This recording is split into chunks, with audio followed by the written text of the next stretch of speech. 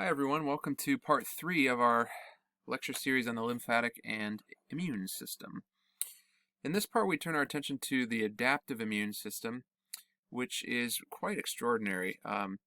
In contrast to the innate immune system, the adaptive immune system is not necessarily present at birth.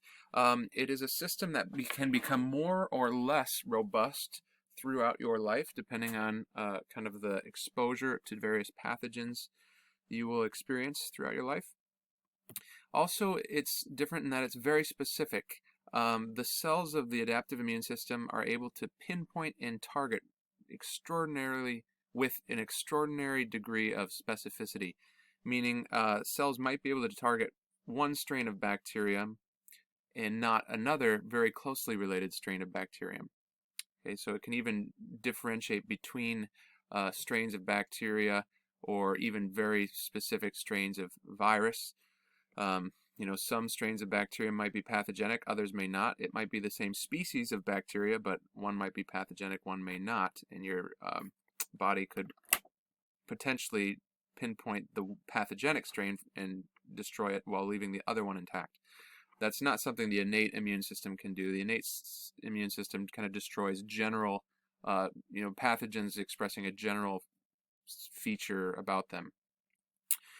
Okay, also what's interesting is that this is an immune system that can detect, recognize, and destroy pathogens that don't exist today but might exist 10 or 15 or 20 years from now. And it's at this point you should think to yourself, how on earth does a cell with no eyes, no brains, no ears, can't see, how does it recognize a virus that doesn't even exist today but will in 10 years?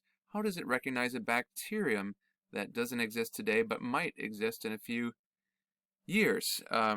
It's pretty fascinating. We'll talk more about how it does this later when we talk about the B cell and the T cell receptor, which is coming up here in just a second. Okay, some of the important terms and concepts. The first is this word antigen. Antigen is a general word. There's a word used to describe generally anything that has a specific set of amino acids or a specific sequence of carbohydrates or nucleotides that can be recognized and bound. There are also on an antigen, a big particle that's recognizable. There are specific kind of micro parts of the antigen that are bound by lymphocytes in our body or other cells. These are called antigenic determinants. So there's a figure in your book which shows a protein. And that protein has many amino acids. It's a big long chain of amino acids that's folded into its tertiary or quaternary shape. But then above and beyond being able to bind specifically to the protein, there might be just a sequence here that's only a handful of amino acids long, 3, 4, 5, 6, 7, 8, 9 amino acids long, and that receptor might specifically bind just to that one region. So one antigen could be bound specifically by a variety of different receptors that are each binding to its own specific antigenic determinant. Another word you might hear when we're talking about this is this word epitope, which again just means the specific region on an antigen that is bound by a receptor. All right, the TCR and the BCR. These abbreviations stand for T cell receptor and B cell receptor. So there are a bunch of different types of lymphocytes which are called B cells. There are a bunch of different types of lymphocytes which are called T cells, and there's a variety of kinds of B cells and T cells. But all B cells will have a little B cell receptor on it, and all T cells will have a little T cell receptor on it. Now, what's interesting about this is that the gene that that codes for the production of the B cell receptor and the T cell receptor has a variable region on it, meaning it's a region on the gene that can be alternatively spliced in a variety of ways to make a whole bunch of different combinations of protein. So it might be just a handful of genes, but those genes could, through just random reorganization, make billions or billions and billions of different kinds of receptors. And that is exactly what our immune system is doing all the time. Right now in your body, you're making B cells that have billions of different kinds of B cell receptors. Each B cell will only have a B cell receptor that binds only one type of epitope or one type of antigenic determinant, but you'll have millions and millions and millions of different B cells that are made in your body, each with its very own specific binding pattern. And that goes for T cells as well. Now, this may seem on the surface a little wasteful because you might, in essence, make 1 million or 2 million or billion B cells that never actually bind anything because they each have their specific B cell receptor that binds something that's actually never going to be found in your body. That goes for the T cells as well. So it seems a little wasteful that you'd be making all of these cells, putting all this energy into making cells that never get used, never can bind anything. But because of the sheer random luck of the draw of how that process occurs, it enables us to have somewhat of a ability to recognize and destroy pathogens that exist in the future that don't exist today. And so while we can't predict, our immune system can't predict what viruses or bacteria will enter the scene and act accordingly, just because there's such a random assortment of B and T cells in your body, it's likely that when that pathogen comes on the scene 10 or 15 or 20 years from now, you might have a cell with a receptor that can recognize it, just because of the sheer random luck of the draw. So it's really a pretty beautiful system in that sense, and quite extraordinary. Okay, there is another molecule we should talk about here called the major histocompatibility complex, or MHC. What MHC is it's kind of like a flagpole that puts antigens on the surface of a cell. There are two kinds of MHC. There's the MHC molecule 1 and MHC molecule 2. They both have kind of a transmembrane domain that anchors it into the plasma membrane. And then they have kind of this little region here where there's a cleft that can bind peptides, or little sequences of proteins. So in a way, any antigen that well, maybe I'll back up. Antigens that have that are endogenous antigens, maybe I should put that word up here because you might see this as you're traversing the veil of immunology.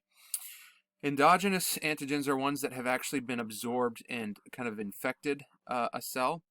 And usually, like if a virus or a bacterium invades a cell and the cell is infected with it, those would now be endogenous antigens, and they usually get presented on MHC class 1. So if there's a little particle on MHC class 1, it tells the body, ooh, that cell is infected. And I'll also say that fragments of all parts of the cell are usually displayed on MHC class 1. And so when a virus or a bacterium goes into the cell, without exception, it also gets presented. So there will be most of the antigens on the surface of a normal cell will be antigens that aren't from a pathogen, but if a pathogen does invade, it also too gets expressed on the surface through MHC class 1. MHC class 2 then is used to present exogenous antigens. So these are antigens that didn't necessarily infect or invade the bacteria or the cell, the immune cell, but perhaps the immune cell was able to phagocytize it in a controlled manner, and without becoming infected, it took those bits and processed them a little bit differently and then presented them on an MHC class 2. Usually, like if a let's say a virus or a bacterium gets phagocytized, rather than it kind of wreaking havoc in the cell, there's a controlled way to wrap it around with a bit of plasma membrane to create a vesicle that is kind of professionally then broken down without affecting other parts of the cell. And when this kind of endocytosis occurs, the cell is able to recognize it and display it not on MHC class 1, but instead on MHC class 2. So in summary, MHC class 2 would be on a cell and present antigens which have been kind of professionally phagocytized. MHC class 1 is going to be a molecule that presents antigen of anything found in the cell. And if a pathogen gets into the cell, it also will at some point be presented on the outside of the surface of the cell with all of the other bits and pieces that are normally found in the cell. Okay, this will hopefully make sense as we get further into our discussion here. But one thing I like to point out is this famous experiment. You can't quite get through a lecture in immunology without bringing up this experiment. This was done in 1995 by Klaus Wedekind was the leading investigator here on this subject. This is sometimes referred to as the sweaty t-shirt experiment. And this isn't going to be on the exam or anything, so if you don't really care to learn about this, you can go ahead and skip ahead. But I like to talk about it because it's a super interesting experiment. What happened is that this researcher asked a couple of dudes to wear t-shirts and wear them for 2 days straight, not wearing any deodorant, any cologne or scented soap or anything. And then at the end of the 2 days, he put all of these t-shirts in a box, and he put them in the same, all in the same box, and asked women to come up and smell the sweaty t-shirts and write down which t-shirt they thought they were most sexually attracted to. And what was really interesting is that with a certain degree of statistical significance, women were generally most attracted to t-shirts from men that had a MHC complex that was most dissimilar to their own. So even though there's only two classes, MHC class 1 and MHC class 2, there are some variabilities in the MHC molecule itself. And for whatever reason, women were attracted to sweaty t-shirts of men with an MHC different than their own, most dissimilar to their own. This has also been repeated in 2005, and similar results were found. So kind of goes down as a famous experiment just because of how interesting the experiment is. Okay, one last thing is this whole concept called antigen presentation. We already talked about how antigens are presented on MHC. And antigen presentation refers to the ability of a cell to take in an antigen, break it down and sort it out and put it on the surface of its cell on the molecule MHC. Now there's a difference between what's called an antigen presenting cell and a professional antigen presenting cell. An antigen presenting cell is a cell that just presents antigen on it. It's not really clear if it's going to be MHC class 1 that's holding the antigen up, or if it's going to be MHC class 2. But generally, antigen presenting cells could be any kind of cell that presents antigen. But when we say it's a professional antigen presenting cell, then we're clarifying and we're saying that this is a cell that was able to take in the antigen, professionally break it down, and present it on MHC class 2 specifically. Okay, so keep that in mind. Because that will be kind of a different signal. There's a big difference between a cell that is presenting its antigen on MHC class 1 and a cell that's presenting its antigen on MHC class 2. The latter, MHC class 2, is done by what we call a professional antigen presenting cell. There are here's a good picture to show kind of the difference between these two pathways. This is a picture showing a dendritic cell, which is a really, really important antigen-presenting cell in the adaptive immune system. And an antigen-presenting cell, such as a dendritic cell, is pretty impressive because it can do both pathways. This is showing a pathogen that has invaded the cell, and with an antigen-presenting cell such as this, it doesn't necessarily have to be an invasion. It could be professionally absorbed through endocytosis. But in either case, a cell like that could be presented on MHC class 1. A cell such as this one could also absorb the pathogen in a vesicle and then add fuse with a lysosome containing vesicle to break it down, and then ones that have been broken down in a vesicle like this do not get loaded up onto MHC class 1, but rather they get loaded up onto MHC class 2, which I guess you can't really tell the difference between these. Oh yeah, this would be MHC class 2 here. So this is kind of interesting. Normally, MHC class 1 will be on showing pathogenic antigens of infected, cells that have been infected with a virus or a bacterium. In this case, though, if we're dealing with a dendritic cell, dendritic cells are really good at what's called cross-presenting, which means that they can professionally absorb an exogenous pathogen or an endogenous pathogen. They can so if this was just like viral particles outside and they went in, it can actually display them on MHC class 1 and MHC class 2. So normally when we see a antigen from a pathogen displayed on MHC class 1, it's kind of a signal that it's a cell that's been infected. But in this case, when it's a dendritic cell that is cross-presenting, it can also present its antigen on MHC class 1, but not actually be infected. It has total control of the situation. So that will kind of clarify things later as we get more into this mechanism. So I do like to point that out. What can then happen is that this dendritic cell can, these dendritic cells are usually found in the periphery of the body, like they're found in the stratum spinosum of the epidermis, they're found in the lymph nodes and, or just, in Peyer's patches, those by the digestive tract, so they're found all over the body. If it does absorb a pathogen, it usually goes into the lymph nodes where it can show a whole bunch of lymphocytes what is found.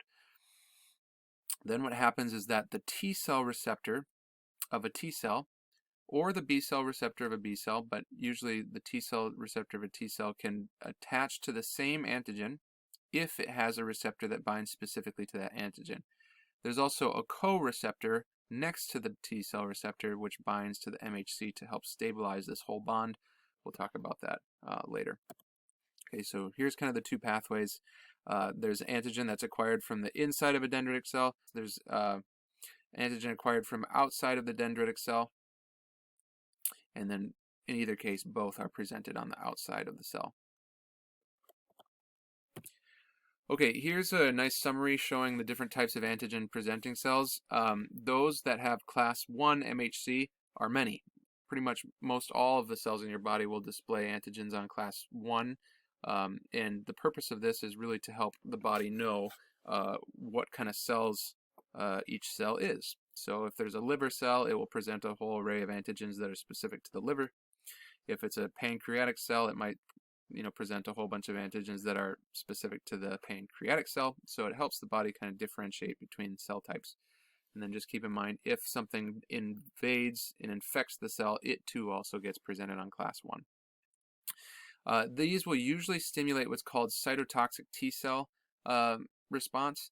We'll talk more about that later, but basically it's just a certain type of T cell that's really good at destroying cells that have been infected. Okay, class 2 is then going to be on B cells, dendritic cells, and macrophages. So these are more what we would call professional antigen presenting cells, because they can take up a pathogen and not display it on class 1, but instead display it on class 2.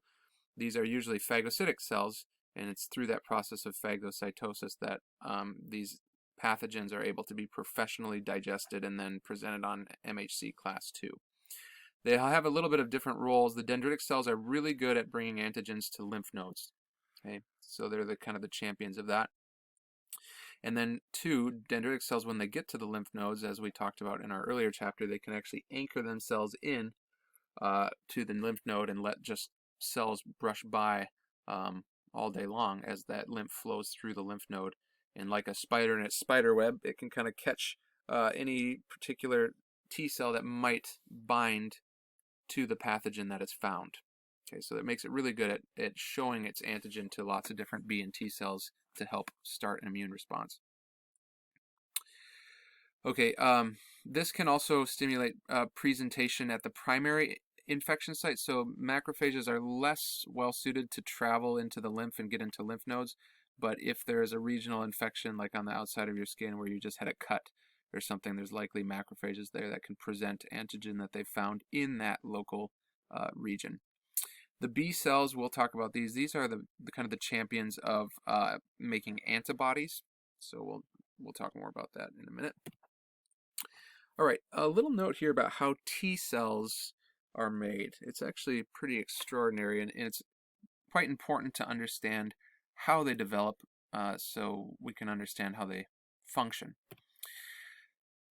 When a T cell is made, it starts off as a thymocyte. So this is kind of the progenitor to a T lymphocyte. So we call it a thymocyte. These are what are made in the bone marrow, same with all of the other white blood cells. After it's made, though, in the bone marrow, a thymocyte will travel to the cortex of the thymus. The thymus is the gland that kind of sits on top of your heart. And in the cortex of the thymus, it will go through what's called positive selection.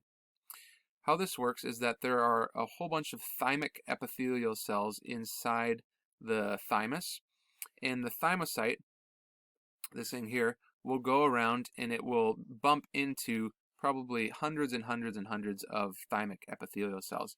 Thymic epithelial cells have MHC class 1, and they display all of their, all of the antigens, which would be pretty normal for a regular cell in your body. And if there is a thymocyte that is not able to bind to the MHC, it's destroyed. And it likely means that it doesn't bind because it's got a faulty T cell receptor. So we want to get rid of any of these thymocytes that don't really have a good T cell receptor. So only those thymocytes that have a working receptor that can attach to MHC are positively selected, and then they will travel to, they'll stay in the cortex of the thymus, but at this point they will develop a CD8 receptor and a CD4 receptor. CD8 and CD4 are called co-receptors because they are not the T cell receptor, which is what we're seeing here. They're kind of this receptor that's right on the side of the T cell receptor that can help to stabilize a bond between the T cell receptor and a potential antigen that is presented by an antigen presenting cell.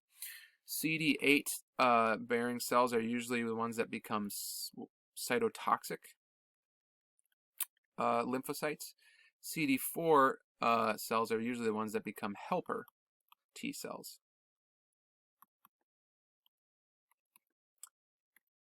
Okay, but in either case, after then going through the positive selection process, we basically end up with a thymocyte that has both CD4 and CD8. So it hasn't differentiated yet into a cytotoxic T lymphocyte or a helper T lymphocyte. From here, the lymphocyte will travel into the inner portions of the thymus. And here's where it goes through a very important process known as negative selection. And it's going to kind of go through the same rigmarole. It's going to go through and brush against a whole bunch of cells that have self-antigen presented on the surface. And so this is done there's dendritic cells in the thymus, and there'll be hundreds and hundreds of dendritic cells, and the thymocyte will brush against all of these dendritic cells and become well acquainted with all of the antigen that's presented on the surface of a dendritic cell. The dendritic cell in this case is not bearing foreign pathogenic antigens. It's just bearing self-antigen, the antigens that are supposed to be in the body. They're antigens from all of the different, it's a sample of antigens from all the different body cells. Now here, if either CD4 or CD8 binds to the MHC, or the T cell receptor binds to the antigen, it actually will destroy those cells. It's very important by the end of this whole process that the only T cells that are allowed to circulate around in the body are T cells that bind non-self antigens. T cells are really good at destroying whatever they bind to after they've completed their, their boot camp in the thymus. And so if there are T cells running around in the body binding to stuff that's supposed to be in your body, it will target it for destruction. So this is a very important step. It eliminates any T cell that would bind something that's supposed to be in your body, so that it ensures that the T cells that do finally get out of the thymus only bind stuff that's not supposed to be in your body and target those things for destruction. So you can imagine that a whole bunch of T cells get destroyed here. Many T cells get destroyed because there's a lot of receptors that can bind self-antigen. So we're losing a lot of T cells here, but they get recycled, and the steady stream of new thymocyte recruits continues coming into the thymus. On the other hand, if we do have a T cell which does not bind any of the antigen, then it graduates from boot camp and it is able to leave. And at this point, it's still a thymocyte. It still has CD4 and it still has CD8. So in reality, we should probably draw a little CD4 and a CD8 on here. But it can be certain that the T cell receptors, or hopefully, if everything's working okay, it'll be certain that the T cell receptors don't bind anything that's supposed to be in the body. These cells will then be allowed to leave. They will, at this point, differentiate into either a CD4 thymocyte or a CD8 thymocyte. The ones that have CD4 on them become what we call mature T helper cells, but we still would call these, even though they're mature, we call them naive. And naive means that they haven't actually encountered an antigen yet. So there's T helper cells, and then there's the cytotoxic T cells. These are the ones that have CD8, and these are also naive because they haven't encountered a pathogenic antigen yet. These will then be allowed to leave. They'll go travel into lots of different places, but a real great place is the lymph nodes. So you're kind of seeing this here, but they'll travel around to the different lymphoid organs, the spleen or the mucosa-associated lymphoid tissues or the lymph nodes, where they will be ready for battle. There's what's called a thymic blood barrier, which ensures that the T cells that are inside the thymus are only able to leave once they get to the very innermost portion of the thymus. There's blood vessels that they can escape out of and go into the body. And all of the T cells that haven't undergone this training are trapped in the thymus. They're not able to get out, which is good because you don't want T cells running around your body that haven't gone through this extensive training. Okay, there are a variety of different T cells out there. There's a cytotoxic T cell. Its main target is infected cells of the body, and it is cytotoxic, meaning it literally just destroys a cell. And it destroys cells that are usually bearing pathogens that are intracellular. So this is a cell that's been infected with a virus or infected with a bacterium. The T cell has on its surface a CD8 molecule, and the CD8 molecule will bind, is a co-receptor that binds to class 1 MHC on the antigen presenting cell, whether it be just the regular old cell in the body or perhaps even a dendritic cell that's cross-presenting. It will release perforins and granzymes. We talked about these earlier. This is very similar to the NK cells, and I still am hazy about what the real difference is between a cytotoxic T cell and an NK cell. So if you find that information out, just let me know. It's also difficult because this immunology is a place where the information is always changing. So keep in mind the things we're learning today could be very well different in a couple of years from now. Okay, perforins poke holes in the membrane, and then granzymes can get into the cell and then start destroying proteins. There's also this thing called the Fas ligand. There's T helper cells, which are called T helper cells 1, and they are going to be binding to macrophages or professional antigen presenting cells. And they help to strengthen the macrophages. They help to strengthen the immune response. We'll see, I've got a diagram here coming up that just shows how wide-reaching the effects of T helper cells are. They usually are going to target extracellular pathogens, ones that have been professionally absorbed. So these would be virus or bacteria that are haven't infected a cell but are in the fluids and have been eaten by a macrophage. Generally, these professional antigen presenting cells will present their tasty meals that they have eaten on CD4 molecules, and CD4 is bound by class 2 to stabilize that interaction. And they'll release these things, which I'm not going to ask you to remember all the different cytokines that are released, but depending on which cytokine is released, it can have a different effect, which I'll show you in a minute, a figure that I've found. Okay, T helper 2 cells, they like to bind B cells, and they also help B cells. They're going to help B cells, and then when they activate B cells together, the main effect is to seek out and destroy anything that's outside of the cells. So this would be, again, parasites or virus or bacteria that have not invaded and infected a cell yet, but they're still in the fluids of the body. The B cells will express CD4, same as the macrophages, and that CD4 binds class 2. And when a Th2 cell binds to a B cell, it activates it by releasing all of these cytokines, which, again, I'm not going to ask you to memorize these. Okay, there's also regulatory cells, which are more recently discovered, and not a whole lot is known about them, but they do bind to T helper cells, and they're actually going to help to suppress the immune response. So after an immune response has begun, it's kind of important to then start to slow it down so that it doesn't become a very robust, over the top immune response. So these kind of regulate the immune response to make sure it's not too strong of a response, that you're not destroying too much at too quick of a time. You want to be able to just destroy the pathogen and then kind of halt the response after that. So these cells play a role in regulating that.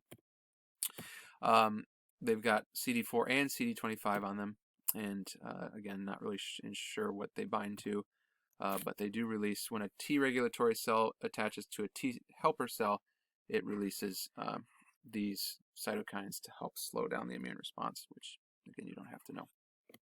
This is a really great table, so if you get lost in this whole discussion of the adaptive immune response, please come back and find this table. One side of the adaptive immune system is called cell-mediated immunity, and this refers to the tactics that are used to destroy cells that have been infected. Now, this is a pretty complex process, and it's actually kind of hard for me to get my mind around it because a lot of the things that I'm reading don't quite line up. But I'll try and put together a story here that, for the most part, reflects the current research out there.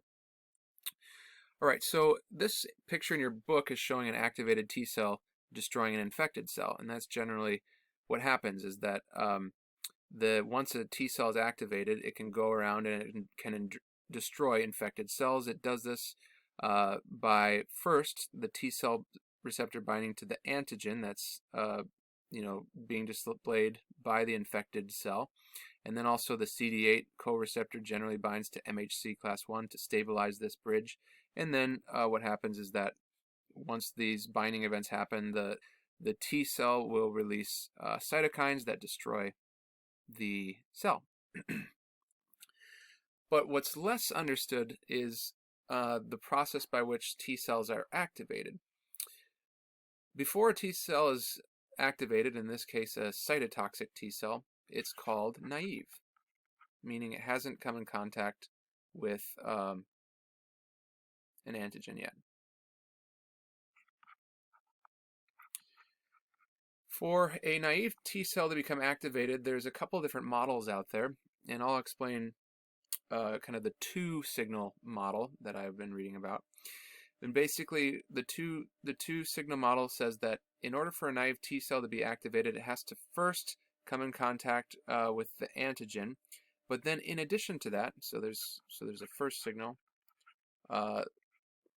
in which the T cell receptor binds to the antigen, and then likely also the CD8 would bind to MHC class 1, which is presenting the antigen.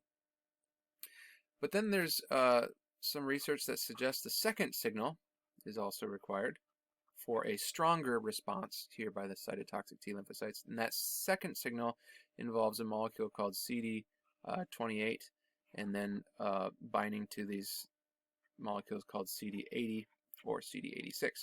These, as far as I understand it, are on professional antigen-presenting cells, namely the dendritic cells.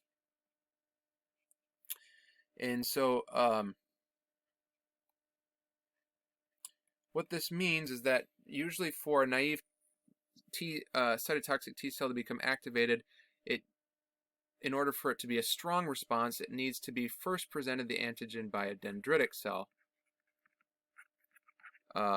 not just a regular infected cell. So the dendritic cell would first present to the naive T cell. This is because the dendritic cell is the one that can create this second signal because of the fact that it bears these CD80 and CD86 molecules. And so the dendritic cell will bind to the naive T cell. It will cross-present its antigen on MHC class 1. Remember, MHC class 1 is normally just on an infected cell, but in this case the dendritic cell has professionally absorbed it and is kind of mimicking like it's been infected, but it's truly not. That's called cross-presentation. The dendritic cell brings it to the naive T cell, and so then the first signal occurs and then the second signal occurs. At that point, the naive T cells become activated, and it's at this point it's not quite clear to me. You would expect that the T cell, once it's bound to the dendritic cell, should actually destroy the dendritic cell because it treats it like it's a cell infected because of the fact that it's bearing CD8. But I don't know if entirely that is the case. If it is the case, then the dendritic cell has lived a good life because it's activated a cytotoxic T cell. But I think actually there's a delay in this process that allows the dendritic cell to escape, but it's not quite clear to me. In either case, after the dendritic cell turns the naive T cell on, it will then be active, but there's a couple other things that happen. One is called clonal selection and expansion, which just basically means that because this T cell with this specific T cell receptor is the one that binds the new pathogen, it goes through a whole bunch of divisions. At this point, the naive cell is maybe 1 out of a billion T cells, but because that 1 out of a billion is the one that binds the new pathogen invading the body, we need to make many copies of it so that it can fight the good fight. Okay, one other quick note is that instead of that second signal, the CD28 binding to a CD80 or 86 molecule on a dendritic cell, this step can be replaced by cytokines that are released by a T helper cell. So here we kind of are carving out 3 ways that a naive cell could become activated. One, either just by binding an infected cell, although I get the sense that's not a very strong activation signal, and so maybe the immune response isn't as strong. It could be activated by a dendritic cell that's cross-presenting, and in that case that's a little bit of a stronger immune response. And if not the dendritic cell, it could also be activated by a T helper cell that's releasing the appropriate amount of cytokines, the appropriate kind of cytokines that would activate the naive cytotoxic T cell. Okay, so assuming we've made it through this activation process, what an activated T cell does then is a little bit more simple. Now that it's become activated, it just goes around and binds any cell that is bearing the antigen of the pathogen that it's infected it, and then the T cell, if the T cell receptor binds and the CD8 binds the MHC, it targets it for destruction by either releasing perforin or granzyme or binding to the FAS molecule with the FAS ligand or ligand. Right, so that's a little bit about how the cytotoxic T cell works. There also needs to be a way to destroy virus and bacteria that are not inside of a cell, but instead in the fluids of the body. We need to be able to get rid of both. This usually, when we talk humoral immunity, we are referring to the secretion of antibodies, because antibodies are really good at getting into the fluid of spaces of the body, the small nooks and crannies of the body, to seek and destroy very specific pathogens. The way that this works is that still you have an antigen-presenting cell. Here we're seeing a dendritic cell. That dendritic cell could also be presenting MHC in class 2. what MHC class 2 will do is it's important because that's what's bound by T helper cells. And again, remember, you'll have a naive T cell which comes in contact with the antigen, and then through a variety of processes will become activated, and then it can bind to an antigen presenting cell. And what happens is that the T cell receptor will bind to the antigen just the same as it did with the cytotoxic T cell that we were just looking at. But here, keep in mind that a T helper cell, not a cytotoxic T cell, but a T helper cell also has a co-receptor, but it's not CD8, it's CD4. So the big thing to remember in your notes is that CD4 binds MHC class 2, whereas CD8 binds MHC class 1. Now, if we have these two events occurring, the T cell receptor binding to the antigen, the co-receptor binding to the MHC, then usually this will cause cytokines to be released to turn this cell on so that it can go do a whole bunch of stuff. And here is where it gets a little complex. Again, this is a hard chapter to talk about in an A&P class because things that involve molecular biology are always changing the more that we find out. That's different than other organ systems of the body, where we pretty much know how the heart works and how the lungs work on a macroscopic level. But here everything's changing. So let me just show you how complex some of these could be. Here, this is showing the same interaction between a dendritic cell and a T helper cell.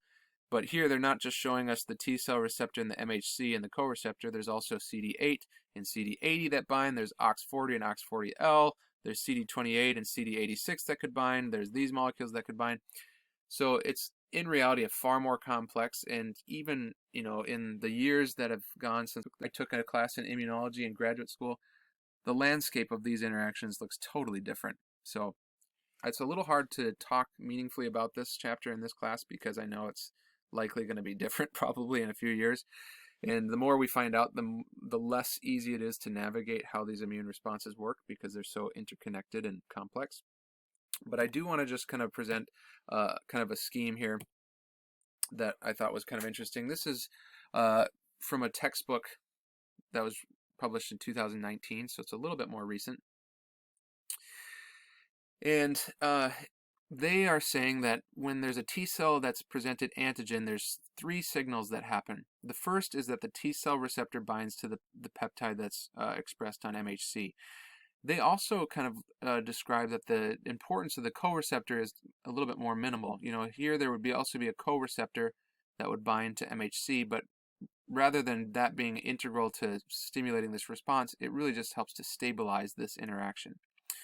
They also say, so they talk about that being signal number 1, and signal number 1 is the first thing that needs to happen, but the second thing that happens is signal number 2, which occurs between this molecule known as CD28 and either CD80 or CD86. These are additional molecules present on an antigen presenting cell. This second signal, after the second signal, leads to clonal expansion. That's going to mean that this T cell starts dividing. And then there's going to be a third signal. So depending on other molecules that bind to the antigen presenting cell, there could be a third signal and a whole bunch of different cytokines which are going to cause this cell to become what it needs to become. So the T helper cell, or the T cell, could become either a T helper 1 cell, or it could become a T helper 2 cell, or the T cell could become a cytotoxic T cell. It kind of varies depending on what cytokines are released here. And then after all of those cytokines are released and there's the last differentiation of the cell, then these cells will generally go to the periphery of the body. They'll go to the place where the infection is occurring. Th1 cells are supposed to be helpful against virus and bacterium that are intracellular. So in that sense, they're kind of similar to a cytotoxic T cell. T helper cells, too, are good against extracellular pathogens. So this would be like parasites or bacteria or toxins or allergies, things that haven't quite been into the cell yet. So that's just to give you an idea of how really complex this starts to get. But for now, we'll just leave it here that when this event happens, a T helper cell is bound to MHC class 2. It releases cytokines that will cause further differentiation of the T cell. Here's another figure that I was able to find that came out of this paper, showing just how many different lineages could come out of an activated T cell. So again, you have the naive T cell becoming an activated T cell, and then depending on the cytokines that are released in this interaction, or rather this whole interaction, here are the different lineages of T helper cells that could be made. You could have the Th1 cells that release these cytokines, right here. You could have the Th2 cells that release these cytokines. You could have Th17 cells that release these cytokines. You could have T regulatory cells that release these cytokines, and you could have TFH cells that release these cytokines. And they have all different types of roles. You know, the Th1 are involved more in cell mediated immunity, which is what we were just talking about earlier. The intracellular, destroying the intracellular pathogens. The T helper 2 cells are really good for humoral immunity, activating B cells, which we'll talk about in a second. And then here are our T regulatory cells.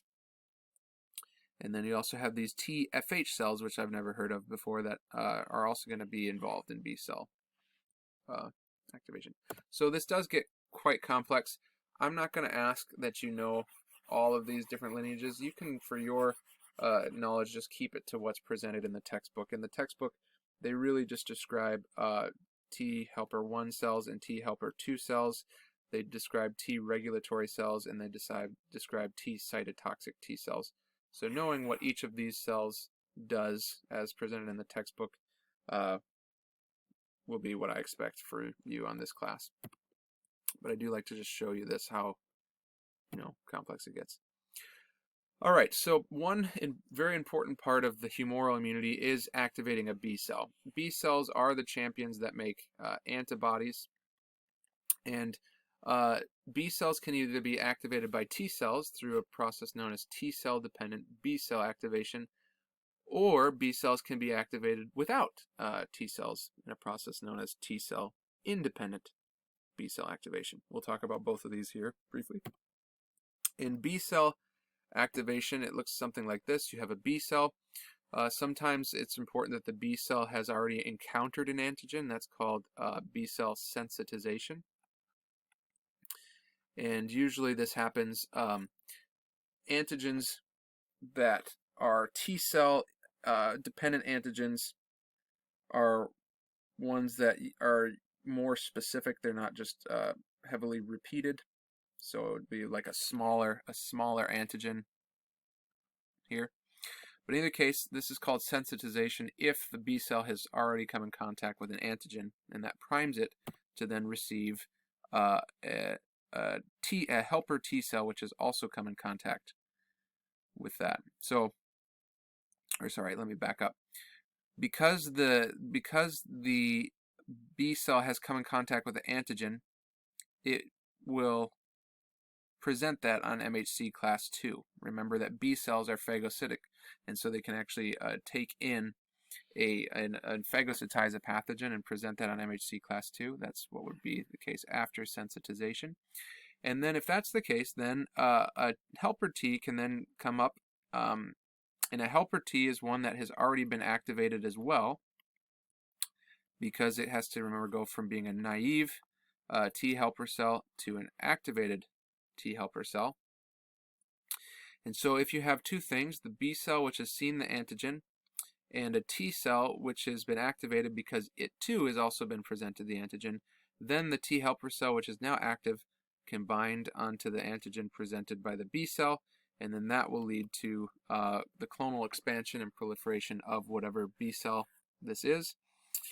Now this is important because the B cell receptor, this receptor on the surface of a B cell, is actually an antibody. It's either an IgD or an IgM class antibody. We'll talk about the different classes here in just a minute. And so then what happens is that there'll be what are called memory B cells, those that stick around to help strengthen a secondary immune response. But then also what happens is that the B cell will differentiate into these, which are called plasma cells. And a plasma cell will actually detach its B cell receptor, and now you have free-floating antibodies in the serum. The free-floating antibodies are those antibodies that will bind to whatever this antigen was that was first, bound by the receptor.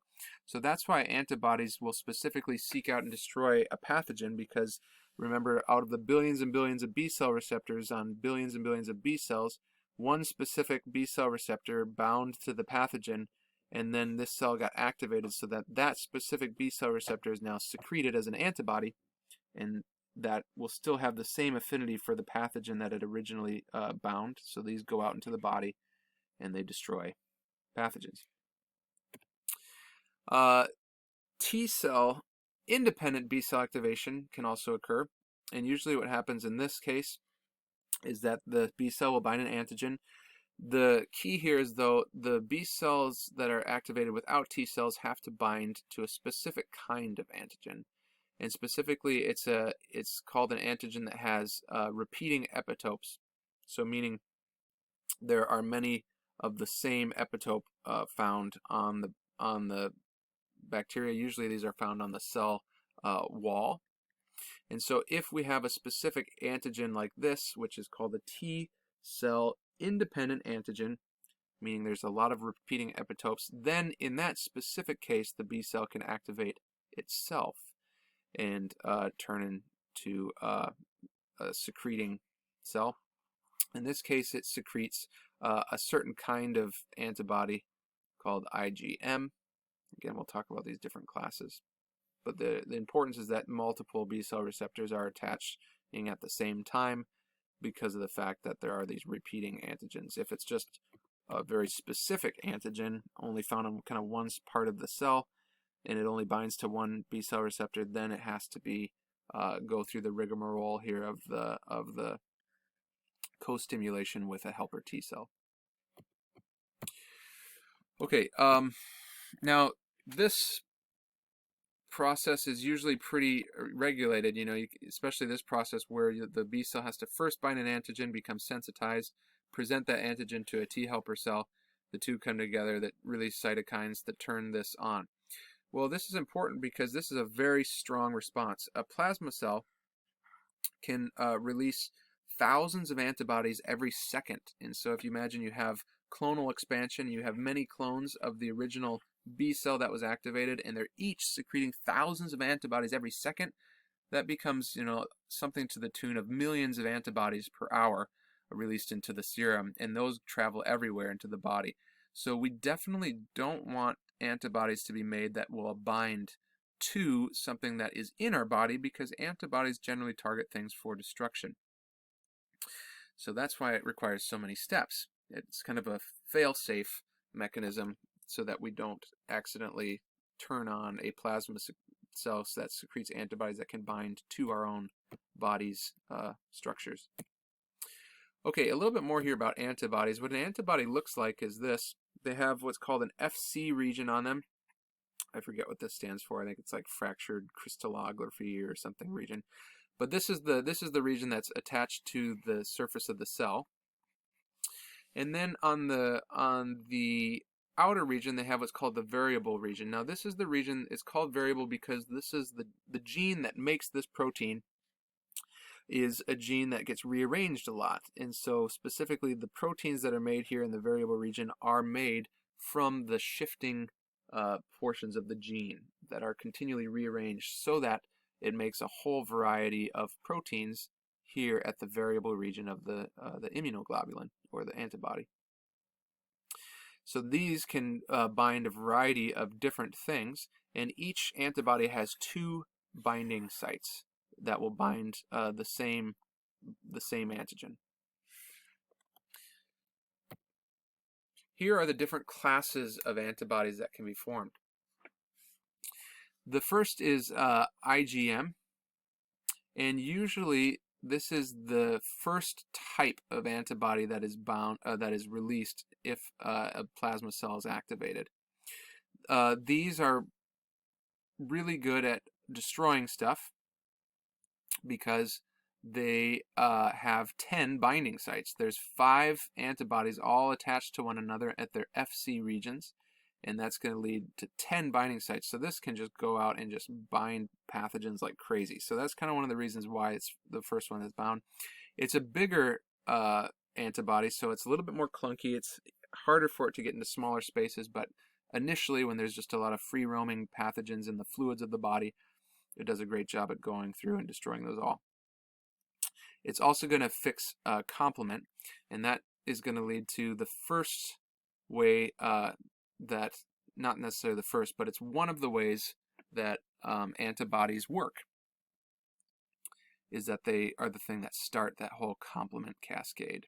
Remember, complement, the ultimate result is to destroy cells. Okay, usually what happens then is that on a secondary immune response, less of the IgM is made, more of this one here called IgG is made. IgG is a very simple class of antibody, just having only 2 binding sites. It's very small, so it can get anywhere in the body. This one is the one that can actually cross placenta because it is so small. This one also fixes complement. This one here is interesting because it's got this available FC region that can bind to an FC receptor on something like a phagocyte. So in this scenario, let's imagine we have a phagocyte of some kind, and there's the FC receptor on that phagocyte, and here's our little bacterial cell, and antibodies have bound to it. Well, that FC receptor can go, oh, I see an antibody, and it can bind to the FC region of the antibody, and that brings that bacterial cell nice and close to the phagocyte so that it can be destroyed. So here we kind of see another way that antibodies work. They work through opsonization, making things more readily phagocytized, making them easier to be, creating handles, if you will, for a phagocyte to grab onto so that it can destroy it. We also see here that these play an important role in neutralizing toxins, and this is going to be another way that antibodies work. And to neutralize a toxin is just, it means that the antibodies will surround the toxin or surround the virus or surround whatever it is so that it can't bind to anything. So there's a picture in your book here that shows something that's really cool that happens.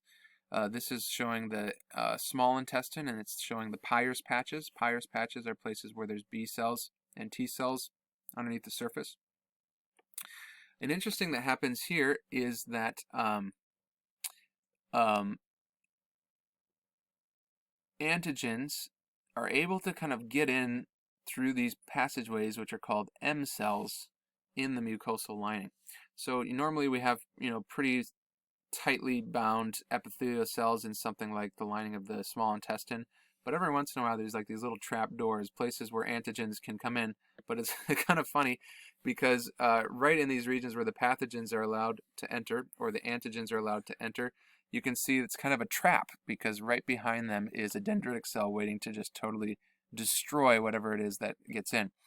Well, when that dendritic cell sucks in the antigen, it will then show it to B cells, it will show it to T cells, and in this specific instance it will make IgA antibodies, and IgA antibodies are good at neutralizing things, so they'll come and they'll go bind to the antigen everywhere in the body, and when they get bound to the antigen, it makes it so the antigen can't get into anywhere.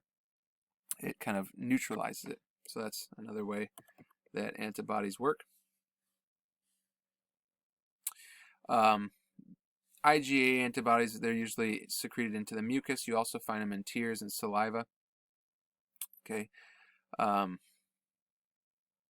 generally neutralization would happen, in these areas, the mucus, tears, and saliva, but can also happen in other places of the body through IgG binding. Okay, IgE are usually considered the antibodies that are involved in allergic responses. So these will be things that bind to some allergen of some kind or perhaps a parasite, and then they create a nice handle for mast cells and basophils to attach to, and then these usually are involved in eliminating, or suppressing an allergic response.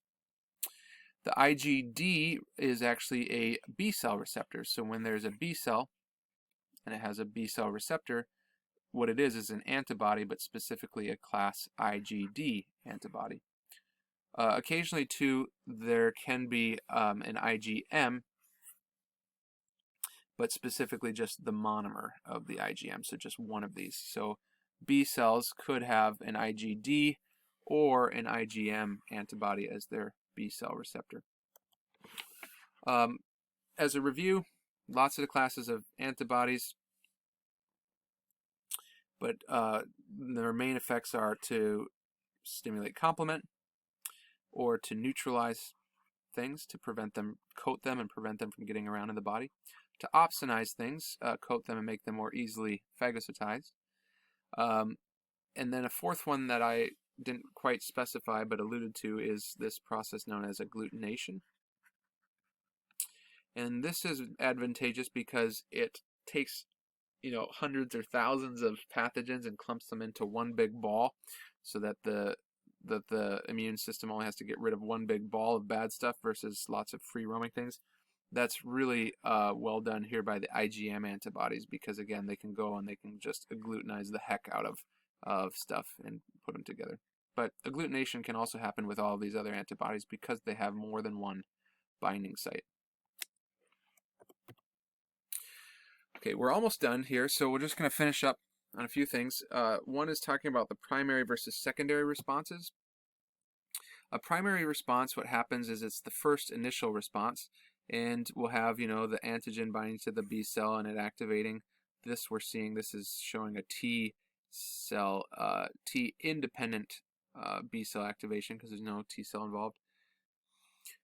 But this also happens in a T cell dependent B cell activation.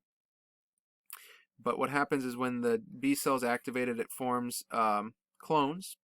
Some of those will become memory cells, but a majority of them become plasma cells, and then they will release tons of antibodies. Okay, this, because there aren't memory cells already standing by and we have to go through this B cell activation process, this is a little bit more of a slower process. Also, what's usually released is IgM antibodies. IgM antibodies over time will class shift and usually become an IgG antibody. That happens because these are really big and they can't get into everywhere. These are really small, so they can get into everywhere. But again, these are really big. They're agglutinizing machines, so they can soak up pathogens right away. These, while not so great at agglutination, are very mobile, so they can get into different parts of the body. But in either case, that's a primary response. In a secondary response, there are already a whole bunch of these clones, the memory cells, that are on hand, and so this reaction can happen a lot faster without the whole activation process. When you look at just the sheer amount of antibodies that are released, a primary response will have so many antibodies that are released, and then it comes down. And then if there's a secondary response, because there's so many memory cells that each get activated and release antibodies, the number of antibodies is much greater because of that extra antibody production capability of those memory cells. Usually, this is what I used to learn, but maybe this is changing, and that's why they haven't included this in the figure.